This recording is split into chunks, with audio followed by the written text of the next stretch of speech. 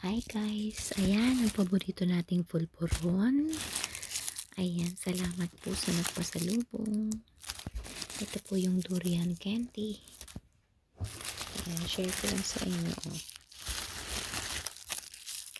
All the way from Philippines. See? Oh, the one is light.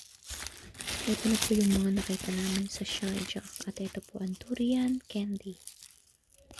O, diba? Yan, mamaya po kakainin na natin yan. Yan. Kanina ko pa po kinakain to. Masarap siya. Matamis. Ito din po. Ano pa pangalan nito? Nakalimutan ko. Ayan.